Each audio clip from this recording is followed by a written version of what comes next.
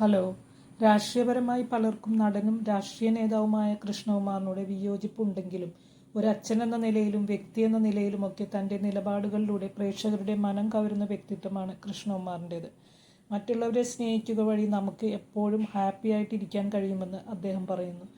ആയുസ്സും ആരോഗ്യവും ഉണ്ടാവുക, നന്നായി ജീവിക്കുക, കല്യാണം കഴിക്കുക, നല്ല മക്കളും മരുമക്കളും ഉണ്ടാവുക, എല്ലാം ദൈവാനുഗ്രഹമാണ്. സ്നേഹിക്കാനും സ്നേഹിക്കപ്പെടാനും ഒരു ഭാഗ്യം തന്നെ വേണം. ഇത് എല്ലാവർക്കും ഒരുപോലെ കിട്ടുന്ന കാര്യമല്ല.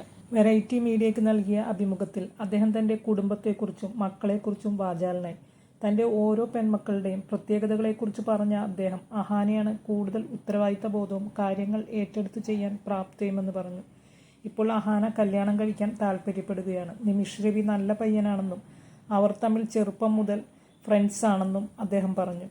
ഇതോടെ ദിയയുടെ വിവാഹത്തിന് പിന്നാലെ കൃഷ്ണകുമാറിൻ്റെ വീട്ടിൽ വീണ്ടും വിവാഹമേളങ്ങൾ ഉയരുകയാണ്. അഹാന കൃഷ്ണ വിവാഹത്തിന് തയ്യാറെടുക്കുന്നുവെന്ന വ്യക്തമായ സൂചന നൽകിയിരിക്കുകയാണ് കൃഷ്ണകുമാർ. ഏതാണ്ട് ഒരു പതിറ്റാണ്ടോളം പഴക്കമുള്ള സൗഹൃദമാണ് നിമിഷും അഹാനയും തമ്മിൽ. ഇരുവരും പ്രണയത്തിലാണെന്ന രീതിയിൽ പലപ്പോഴും വാർത്തകൾ വന്നിട്ടുണ്ടെങ്കിലും ഇരുവരും ഇതുവരെ തങ്ങളുടെ പ്രണയം ഔദ്യോഗികമായി സ്ഥിരീകരിച്ചിട്ടില്ല. ഇപ്പോൾ അച്ഛൻ തന്നെയാണ് ഇത് സ്ഥിരീകരിക്കുന്നത്.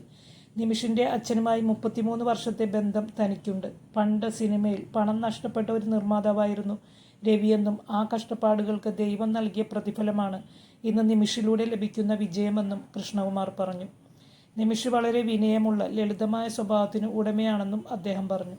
അഹാനയുടെ വിവാഹം ഉടൻ ഉണ്ടാകുമെന്ന സൂചനയാണ് അച്ഛൻ നൽകുന്നത്. നിങ്ങൾക്കെൻ്റെ വീഡിയോ ഇഷ്ടമായാൽ ലൈക്ക് ചെയ്യുക.